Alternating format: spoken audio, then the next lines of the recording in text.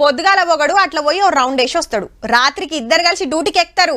ఇక కొందరు 4-5 కలిసి ముఠాలు కడతారు. ఒక్కపారి దిగినరా అంటే రాత్రికి రాత్రే 4-5 దొంగతనాలు చేసుకొని రావాలి. ఇండ్లు, దుక్నాలు, ఏటీఎంలు ఏడ పరతలు పడితే ఆడ పనితనం చూపిస్తారు. వచ్చిన పైకం పంచుకుంటారు. అయిపోయేదాకా ఎంజాయ్ చేస్తారు. ఒక్కొక్కరు ఒక్కో తీరుంటారు. గీ దొంగ గిట్లా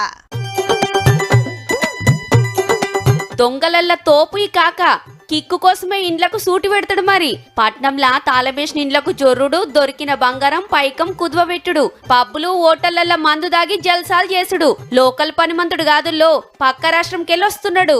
అతనికి ఒక కారు ఉంది. ఆ కారులో వచ్చేసి ఆంధ్ర నుండి వచ్చేసి ఇక్కడ రెక్కి నిర్వహించుకున్న తర్వాత ఎక్కడైతే లాక్డ్ హౌసెస్ కార్ల తిరుక్కుంటా ఖతర్నాక్ దొంగతనాలు చేస్తుండన్నట్టు. సొంత రాష్ట్రంలో దోసుకుంటే దొరుకుతాం అనుకున్నాడేమో. ఆంధ్రాకెళ్ళి పట్నం మీద పడి పనితనం చూపిస్తుంటే పట్టేసిండ్రు పోలీసులు. పాత దొంగనే 60కి మీద కేసులున్నాయట. ఓ పారి జైలుకు పోయొచ్చినా అలవాటు ప్రకారం అదే డ్యూటీకి ఎక్కిండన్నట్టు. ఇప్పుడు కారేసుకొని వస్తుండు. మళ్ళా జైలుకు పోయొచ్చినాక గాలి మోటార్లు వచ్చి పక్క రాష్ట్రాలకు పోగల. జరా చూసుకోండి సార్లో.